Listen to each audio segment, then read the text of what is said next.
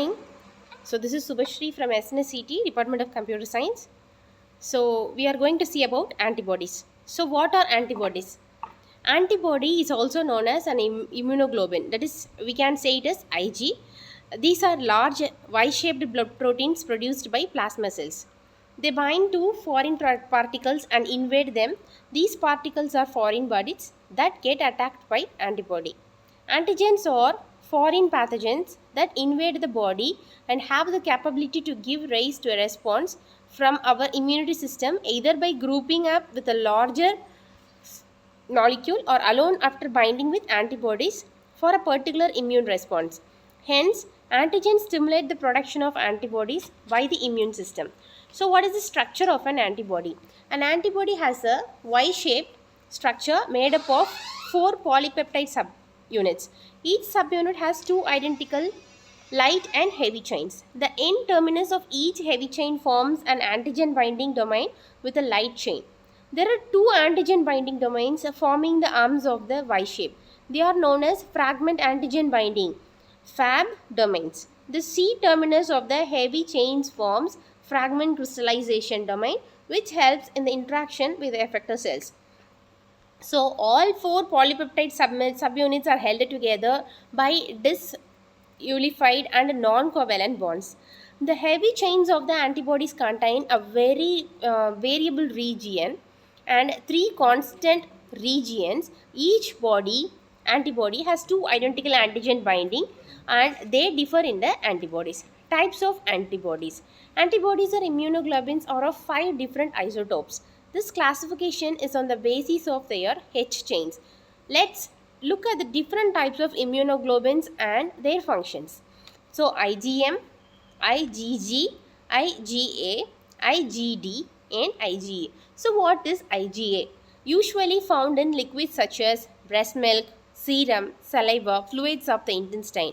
IgA in breast milk protects an infant's gastrointestinal tract from microbial activity. It constitutes 13% of the total antibody content in the serum and is divided into 2 subclasses, that is IgA1 and IgA2.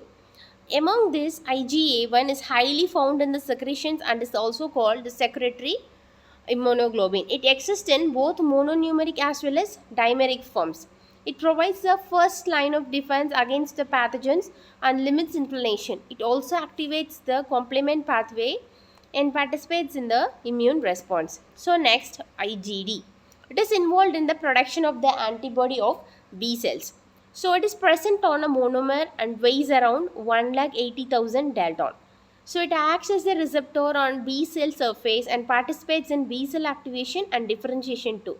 It comprises less than 1% of the total antibody content in serum. So what is IgM?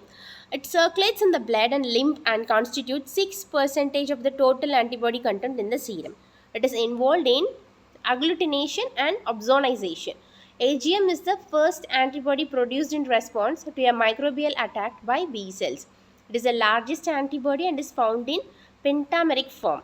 So it has a large number of antigenic sites on its surface and therefore facilitates efficient activation of the immune system. So the last, IgE. It is present in the least amounts, around 0.02% of the antibody content in the serum. These are present in the linings of the respiratory and intestinal tracts and respond to allergic reactions. This is found as a monomer in the body and weighs about 2 lakh Dalton. So what is IgG? Most abundant isotope in the plasma, comprises 80% of the total antibody content and in the serum. It detoxifies substances that are harmful and recognizes the antigen-antibody complex. It is transferred to the placenta through the fetus and protects the infant until its birth. IgG is divided into 4 subclasses 1, 2, 3 and 4. Among these, only IgG3 and IgG4 possesses the ability to cross the placenta. The heavy chains of IgG have 2 antigen binding sites and are of the subclass gamma. It facilitates the process of phagocytosis and provides immunity to the developing fetus. It neutralizes and neutralizes the toxins and pathogens and offers protection to the body. What are the functions of antibody? Following are some of the key functions of antibodies. So, binds to pathogens, activates the immune system in case of bacterial pathogens, directly attacks viral pathogens, assists in phagocytosis. Antibody provides long-term protection against pathogens because it persists for years after the presence of the antigen. It neutralizes the bacterial toxins and binds the antigen to enhance its efficiency. They ingest cells by phagocytosis.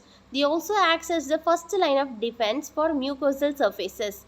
Few antibodies bind the antigen present on the pathogens. These aggregates the pathogen and they remain in secretions.